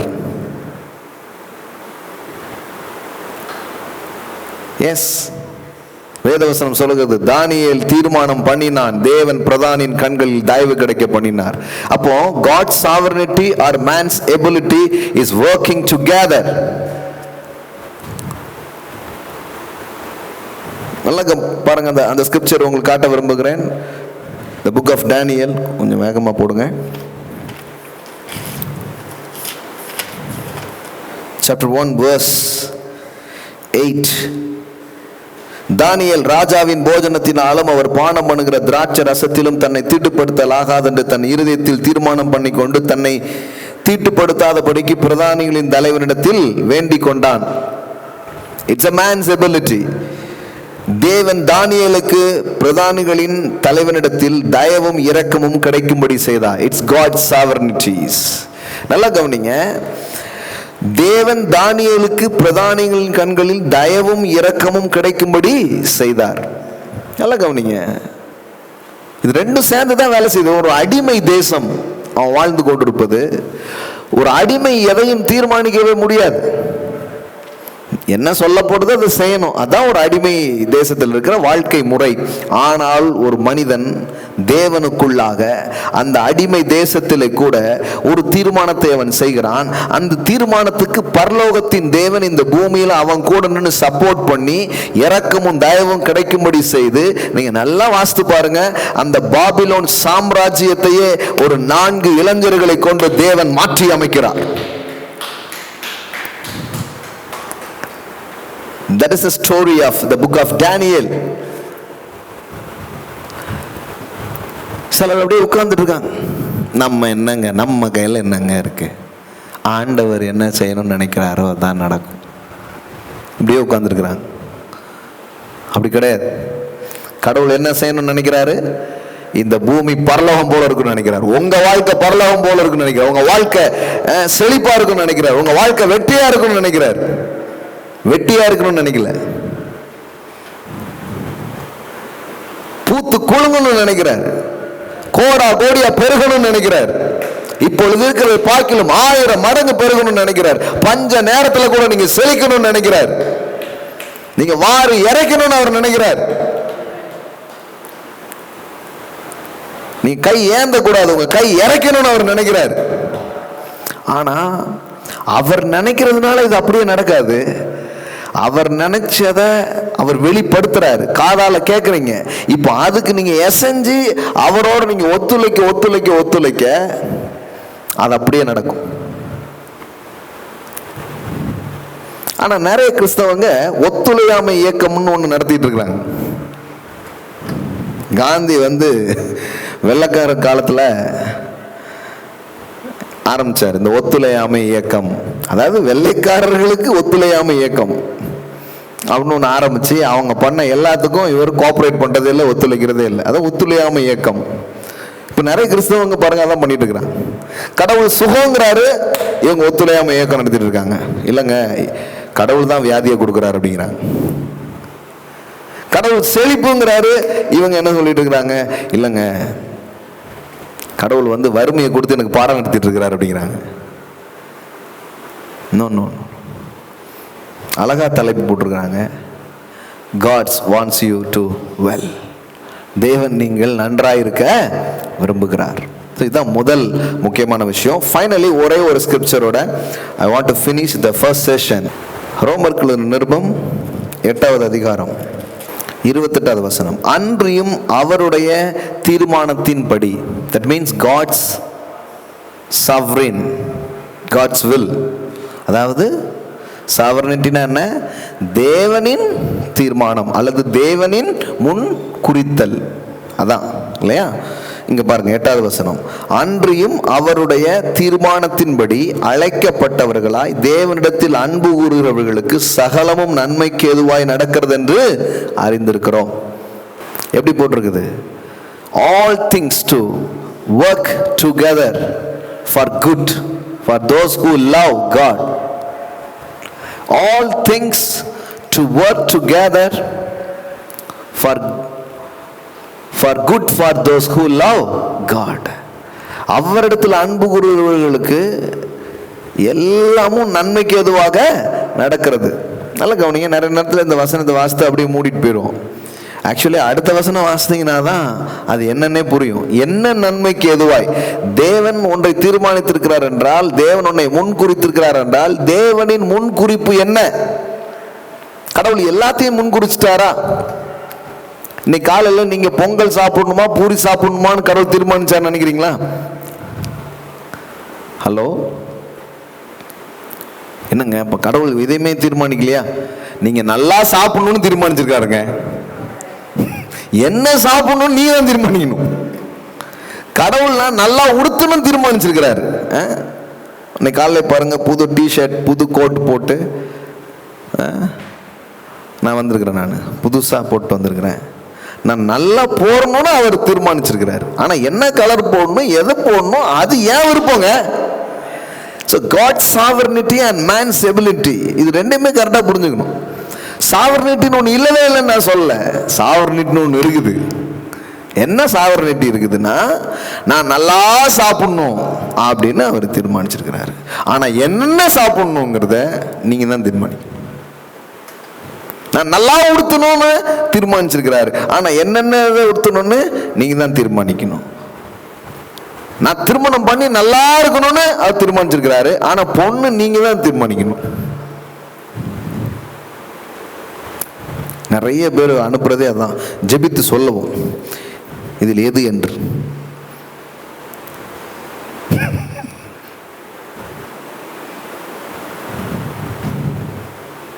ஏன்னா நாளைக்கு ஏதாவது பிரச்சனைனா ஈஸியா சொல்லிடலாம் இல்லையா, இவர் ஜோம் பண்ணி தான் சொன்னார் அப்படின்ட்டு. ஜோம் பண்ணி சொல்ல கல்யாணத்துல மட்டும் பிரச்சனை இல்லைன்னு நினைக்கிறீங்களா? எல்லாத்துலயும் இருக்குது. சில சொல்றாங்களா, இன்னாருக்கு இன்னார்னு என்ன பண்ணிட்டார், முதல்லயே எழுதிட்டார். இன்னாருக்கு இன்னார் என்று எழுதி வைத்தானே தேவன் அன்று. எப்படி கடவுள் அமைத்து விட்ட மேடை.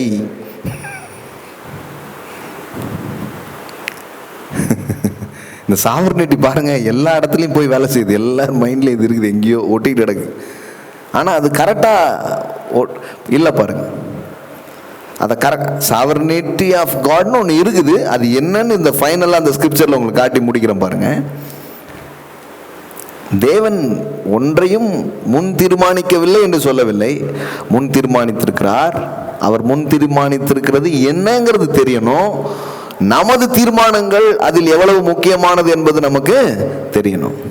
இது ரெண்டையும் பேலன்ஸ்டா புரிஞ்சுக்க வேண்டியது ரொம்ப அவசியமா இருக்கு. இப்ப இந்த இடத்துல வாழ்க்கையில நடக்கக்கூடிய எல்லா நல்லது கெட்டது எதுவா இருக்கட்டும், அது எல்லாத்தையும் தேவன் உங்க வாழ்க்கை இப்படி பீஸா இருக்குது வச்சுக்கோங்களேன்.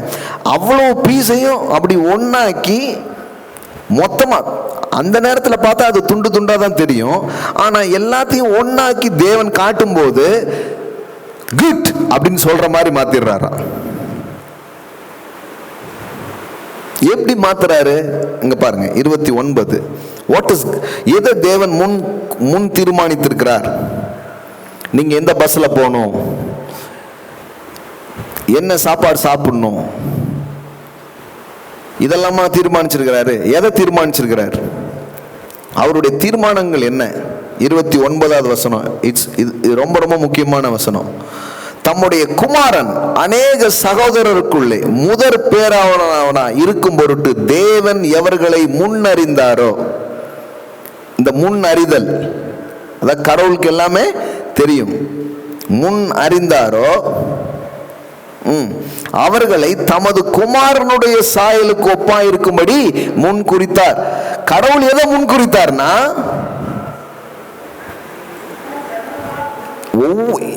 அழைக்கப்பட்ட ஒவ்வொருவரும் தேவ குமாரனாகிய இயேசுவின் சாயலுக்கு ஒப்பாயிருக்கும்படி அவர் முன் குறித்திருக்கிறார். 30வது வசனம். எவர்களை முன் அறிந்தாரோ முன் குறித்தாரோ அவர்களை அழைத்தும் இருக்கிறார். எவர்களை அழைத்தாரோ அவர்களை நீதிமானாக்கியும் இருக்கிறார். எவர்களை நீதிமானாக்கினாரோ அவர்களை மகிமைப்படுத்தியும் இருக்கிறார். அப்ப கவனிங்க, முன் குறித்தல் ஒன்று இருக்குது, தீர்மானித்தல் ஒன்று இருக்குது. இல்லவே இல்லைன்னு சொல்லவே இல்லை. இப்ப நீங்க இந்த இடத்துல உட்கார்ந்து கேட்குறீங்கன்னா, இது கடவுளுடைய ஒரு பெரிய திட்டமும் தீர்மானமும், அதில் எந்த மாற்று கருத்தும் கிடையாது. ஆனால் நீங்கள் மட்டும்தான் கேட்கணும் அப்படின்னு அவர் தீர்மானிச்சார் நான் சொல்ல மாட்டேன். எத்தனையோ ஒரு கேட்கணும்னு அவர் தீர்மானிச்சிருந்தாலும் அதை தெரிந்து கொண்டவர்கள் நீங்கள் சில பேர் தான். இதையும் கடவுளே பண்ணிடுவாருன்னா அப்போ வாழ்க்கையை நீங்கள் வாழலை, கடவுள் வாழ்ந்துட்டு இருக்காருன்னு அர்த்தம் ஆயிடும். வாழ்க்கையை கடவுள் கொடுத்துருக்கிறது நீங்க வாழ்றதுக்காக.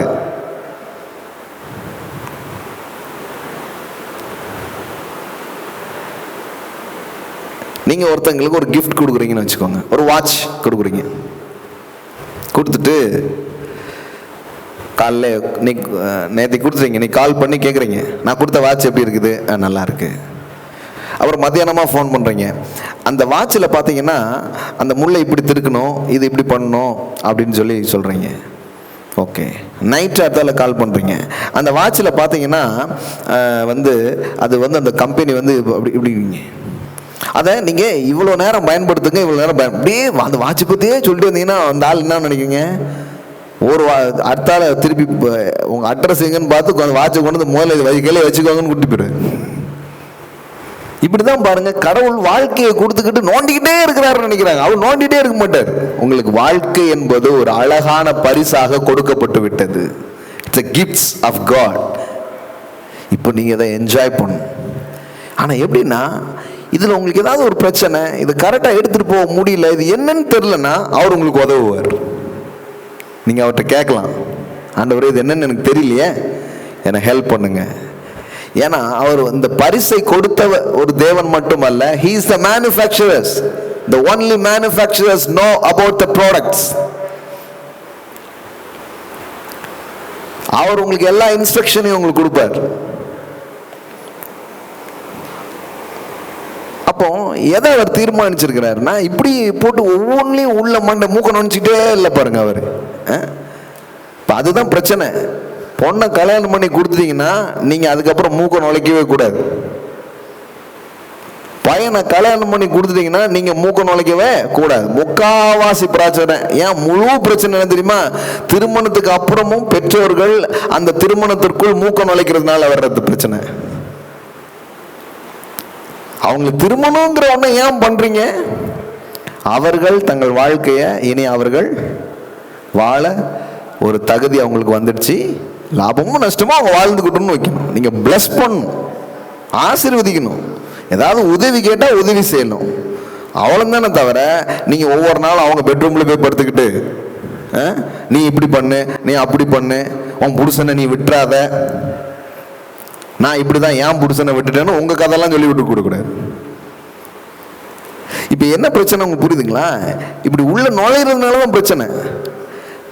அப்ப திருமண வாழ்க்கையை பாதிக்கப்பட்டிருக்கு. நிறைய பெற்றோர்கள் அந்த தவறுகளை செய்றாங்க. நான் என்ன சொல்றேன்னா, தேவன் நமக்கு இந்த வாழ்க்கையை கொடுத்துட்டு இப்படி நுழைஞ்சு நுழைஞ்சு நுழைஞ்சு அவர் ஒன்னொன்னா பண்ண மாட்டார். உதவி கேட்டா கண்டிப்பா செய்வார்.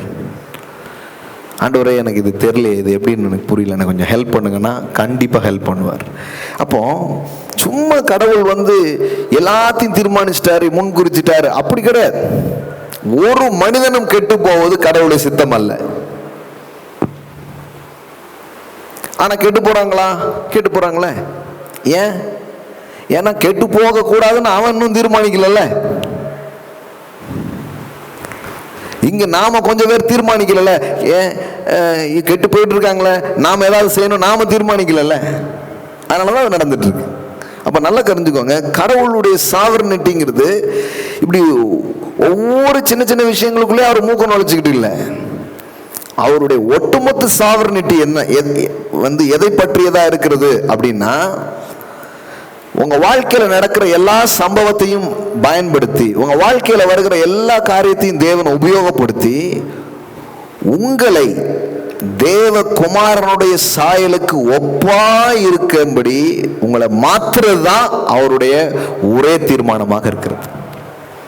இது எப்படின்னா, கூட்டி கழிச்சு பாரு கணக்கு சரியா வருமாங்க இல்லையா? அது மாதிரி நீங்க ஏறினீங்களா, இறங்கினீங்களா, அங்க போனீங்களா, இங்க போனீங்களா, சப்பாத்தி சாப்பிட்டீங்களா, ஆப்பிள் சாப்பிட்டீங்களாங்கிறது இல்ல, ஆரோக்கியம் தான் முக்கியம். அந்த ஒட்டுமொத்தத்தை தேவன் பார்க்கிறார். காரியத்தின் கடைத்தொகையை கேட்போமாக அப்படின்னு பிரசங்கி சொல்றாரு. அது மாதிரி வாழ்க்கையின் கடவுளின் தீர்மானத்துல, கடவுளுடைய சாவர்னிட்டில நீங்க பாத்தீங்கன்னா ஒண்ணு தெரியணும், எல்லாரும் இயேசுவின் சாயலுக்கு ஒப்பாக மாறுவதுதான் தேவனின் முன் தீர்மானமாக இருக்கிறது. தேவன் அதை என்ன பண்ணிருக்கிறார்? தீர்மானித்திருக்கிறார். அதற்கென்று நம்மை அழைத்திருக்கிறார். அழைத்ததோடு மட்டுமல்ல, யாரையெல்லாம் அழைத்தாரோ அவர்களை நீதிமானாக்குகிறார். எவர்களை நீதிமானாக்கினாரோ அவர்களை மகிமைப்படுத்தியும் இருக்கிறார். ஒரு குளோரியிலிருந்து இன்னொரு குளோரிக்கு நம்ம வாழ்க்கையை அவர் எடுத்துட்டு போயிட்டே இருக்கிறார். One glory to another glory. ஏதோ உங்களை கூப்பிட்டாரு அப்படிங்கிறது மட்டும் இல்ல, ஒருத்தங்களை கல்யாணத்துக்கு வாங்க அப்படின்னு சொல்லிட்டு அப்படியே விட்டுருப்பீங்களா? வந்த உடனே வரவேற்பீங்க, வரவேற்ற உடனே போய் அவங்களுக்கு இடத்த கொடுப்பீங்க, மரியாதையை கொடுப்பீங்க, சாப்பாடு வைப்பீங்க, கூட நின்று பார்ப்பீங்க. அப்படி ஒவ்வொன்றா இருக்கு. அது மாதிரி கடவுள் நம்மளை அழைச்சிருக்கிறாருங்கிறது அப்படி சும்மா ஏதோ விட்டுறது இல்லை. யாரையெல்லாம் அழைத்தாரோ அவங்களெல்லாம் நீதிமானாக்கி இருக்கிறார். யாரெல்லாம் நீதிமானாக்கி இருக்கிறாரோ அவர்களை மகிமைப்படுத்தியும் இருக்கிறார். அப்போ கடவுளுடைய ஒரு முன் தீர்மானம் ஒன்று இருக்கிறது என்றால், மாறாத முன் தீர்மானம் ஒன்று இருக்கிறது என்றால், இயேசு கிறிஸ்துவின் என அதுதான் முக்கியமாகவே வருது. எவர்களை முன் குறித்தாரோ, இவங்க இதை எப்படி எடுத்துட்டு போயிட்டாங்க? எவன் வரணுமோ அவனுக்கு முன் குறிச்சிட்டாரு, எவன் வேண்டாங்கிறதை முன் குறிச்சிட்டாரு. கடவுள் யாரையும் வேண்டான்னு முன் குறிக்கவே இல்லை, எல்லோரும் வேண்டும் என்றுதான் முன் குறித்திருக்கிறார். ஆனால் ஒரு மனிதன் அவர் வேண்டுமா வேண்டாமாங்கிறத அவன் முடிவு செய்ய முடியும். வருத்தப்பட்டு பாரம் சுமக்கிறவர்களே, நீங்கள் எல்லோரும் என்னிடத்தில் வாருங்கள், அப்படிதான் சொன்னார். தேவன் ஒரு மனிதனும் கெட்டு போக கூடாது என்பதற்காக தன் குமாரன் இந்த பூமிக்கு அனுப்பினார். எல்லோரும் சத்தியத்தை அறிகிற அறிவை அடைய தேவன் சித்தமுள்ளவராய் இருக்கிறார். அப்ப எல்லோரும் அப்படிங்கிறது தான் கடவுளுடைய ஐடியா. கடவுள் யாரையும் ஒதுக்கல, ஆனா கடவுளை ஒதுக்குற மனிதர்கள் இருக்கிறார்கள். ஆனால் கடவுள் ஒதுக்கின மனிதன் என்று ஒருவனும் இல்லை. என்னிடத்தில் வருகிற ஒருவனையும் நான் புறம்பே தள்ளுவதில்லை. That is God's sovereignty. என்னிடத்தில் வருகிற ஒருவனையும் நான் புறம்பே தள்ள மாட்டேன். நான் தள்ள மாட்டேன்பா, ஆனா நீ ஒருவேளை தள்ளலாம், ஒருவேளை நீ வேண்டான்னு என்ன பண்ணலாம், போலாம். அந்த உரிமையை நான் உனக்கு வைத்திருக்கிறேன். அப்ப இதுதான் நம்ம விளங்கி கொள்ளணும். பாருங்க, இதன் அடிப்படையில் தான் ரோமர் பேசிட்டு இருக்கிறார். இப்ப நான் சொன்ன பாருங்க, 8ஆம் அதிகாரத்தில் இதை காமிச்சேன். 9ஆம் அதிகாரத்துக்கு இதுக்கு போகும்போது அங்க யாக்கோபு ஏசா கதை வருது. அந்த காட் சாவர்னிட்டி பத்தி ஒரு காரியம் அங்க பேசப்படுது. எங்க பாருங்க, 9ஆம் அதிகாரம்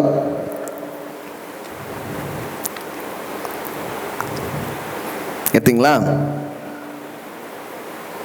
10வது வசனம் பாருங்க. இதுவும் அல்லாமல் நம்முடைய பிதாவாகிய ஈசாக்கு என்னும் ஒருவனாலே ரெபேக்காள் கர்ப்பவதியான போது பிள்ளைகள் இன்னும் பிறவாமலும் நல்வினை தீவினை ஒன்றும் செய்யாமலும் இருக்கையில் தேவனுடைய தெரிந்து கொள்ளுதலின் படி இருக்கிற அவருடைய தீர்மானம் கிரியையினால் நிலை நிற்காமல் அழைக்கிறவராலே நிலை நிற்கும்படிக்கு மூத்தவன் இளையவனுக்கு ஊழியம் செய்வான் என்று அவளுடனே சொல்லப்பட்டது. அப்படியே யாக்கோபை சிநேகித்தேன், ஏசாவை வெறுத்தேன் என்று எழுதியிருக்கிறது. ஆகையால் நாம் என்ன சொல்லுவோம்? தேவனிடத்தில் அநீதி ஒன்று சொல்லலாமா? சொல்லக்கூடாதே. அவர் மோசையை நோக்கி, எவன் மேல் இரக்கமாயிருக்க சித்தமாயிருப்பேனோ அவன் மேல் இரக்கமாயிருப்பேன், எவன் மேல் உருக்கமாயிருக்க சித்தமாயிருப்பேனோ அவன் மேல் உருக்கமாய் இருப்பேன் என்றார். இப்ப இதை எப்படி புரிஞ்சுக்கணும்? இது ஒரு பெரிய ஆர்குமெண்ட் மாதிரி இதை எடுத்து இந்த சாவர்னிட்டி பத்தி பேசுற எல்லாரும் இந்த விஷயத்த ஒரு விவாதத்துக்குரிய ஒரு விஷயமா இதை வச்சிருக்கிறாங்க. ஆக்சுவலி இது எழுதுகிற ஆக்கியம் இதை என்ன காரியத்துக்காக எடுத்து யூஸ் பண்றாருங்கிறத நம்ம கவனிக்கணும். அவர் எதுக்காக இதை எடுத்து யூஸ் பண்றாரு நல்லா கவனிச்சு பாருங்க. 11வது வசனம் மட்டும் பாருங்க.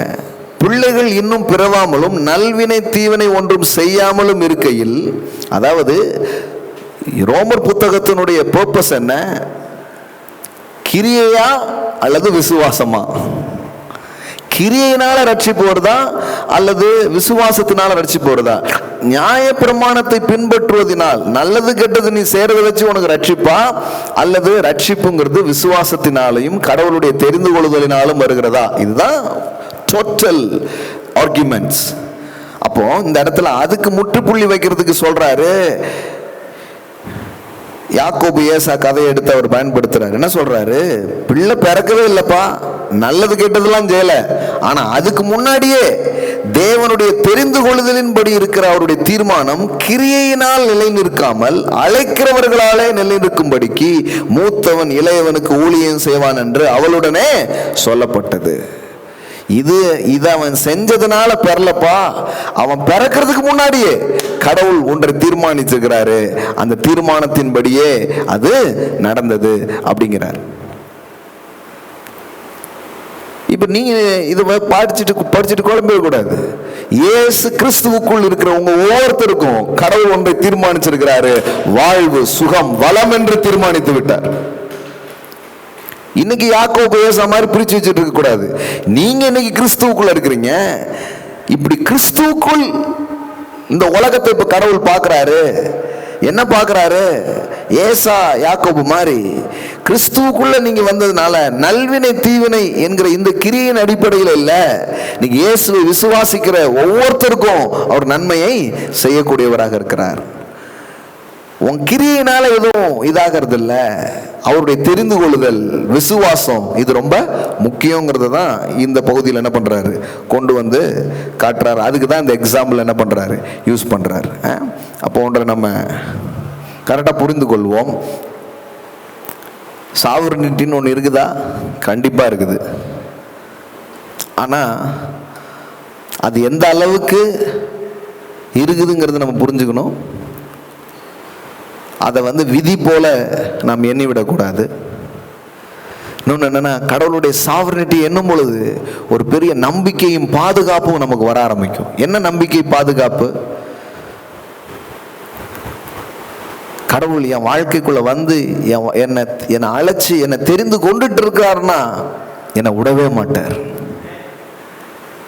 ஏன்னா இயேசு சொல்றாரு, ஒரு வீட்டை நீ கட்ட ஆரம்பிக்கிறதுக்கு முன்னாடி அதுக்கான நிர்வாகம் உனக்கு இருக்கா, அதை கட்டிட முடியுமாங்கிற கணக்கெல்லாம் பார்த்துட்டு கட்ட ஆரம்பி. ஒரு போருக்கு போகும்போது உன் படை வீரர்களை எண்ணிக்கோ, அவனை மேற்கொள்ள முடியுமான்னு கணக்கு பாருங்கிறார். அப்படி சொல்லிட்டு இப்போ இது இப்படி செய்யணும்னு அவர் சொல்றாரு. நான் என்ன கேட்குறேன்னா, உங்க வாழ்க்கையை கட்டணும்னு ஆண்டவர் ஆரம்பிச்சார, அவருடைய சாவர்னிட்டியில தான் அவர் ஆரம்பிச்சிருக்கிறாரு. நம்மளையே கணக்கு பார்த்து வீடு கட்ட ஆரம்பி, பாதியில நின்னா உன்னை 4 பேர் கேவலமா பேசுவான்னாரு. நம்ம வாழ்க்கை கட்டணுங்கிற விஷயத்துல அவர் இவனை கட்டிட முடியும், எழுப்பிட முடியும்னு அவர் நம்பினதுனாலதான் அவர் ஆரம்பிச்சிருக்கிறாரு. கண்டிப்பா அவர் முடிப்பார். இங்கெல்லாம் நீங்க கடவுளுடைய சாவர்னிட்டி நம்பும் பொழுது உங்களுக்கு பெரிய ஒரு விசுவாசம், ஒரு நம்பிக்கை வர ஆரம்பிக்கும். ஏன்னா இது நான் துவங்கல, உங்களில் நற்கிரியைகளை துவங்கினவர் அதை முடிக்க வல்லவராக இருக்கிறார். உங்களுக்குள்ள எதை ஆரம்பிச்சாரோ அவர் அதை முடிப்பார். ஆரம்பிச்சாரு அவர்னு நினைச்சீங்கன்னா அப்போ உங்களுக்கு தெரியும் கண்டிப்பா முடிப்பார். அக்கறைக்கு போவோன்னு கூப்பிட்டுருப்பாருன்னா, எத்தனை புயல், எத்தனை காற்று, எத்தனை இது வந்தாலும் நான் அக்கறை செல்வேன். ஏனென்றால் அவர் அக்கறை உள்ளவர். கண்டிப்பா கொண்டு போய் சேர்ப்பார். இந்த விதத்தில் நீங்க இதை புரிந்து கொள்ள வேண்டியது அவசியம். அப்போ கடவுளுடைய ஆளுகை, கடவுளுடைய சாவர்னிட்டிங்கிறது உங்க வாழ்க்கையில ஒவ்வொரு பக்கங்கள்லையும் எந்த விதத்தில் அது இருக்குதுங்கிறத புரிந்து கொள்ளணும். So God's sovereignty and man's ability is working together. இது தனியா இல்லை, இது தனியா அல்ல, இது ரெண்டும் இணைஞ்சு தான் செய்ய முடியும். ஸோ நாம் பொம்மைகள் அல்ல, நாம் ஏதோ சும்மா அப்படியே பிடிச்சி நம்மளை இஷ்டத்துக்கு கடவுள் ஆட்டி படைக்கிறவரே கிடையாது. நமக்கெல்லாம் சாய்ஸஸை தந்திருக்கிறாரு. ஸோ அந்த தீர்மானங்களை நாம் செய்யும் அந்த ஆற்றலை கொடுத்திருக்கிறார். நீங்கள் தீர்மானிக்கிறதின் அடிப்படையில் காரியங்களை மாற்றலாம் என்பதுதான் நமக்கு கொடுத்திருக்கிற அதிகாரங்களாக, வல்லமையாக இருக்கிறது. ஸோ அதை பயன்படுத்துவோம். ஸோ இந்த முதல் செஷனை நிறைவு செய்யலான்னு சொல்லிட்டு நினைக்கிறேன்.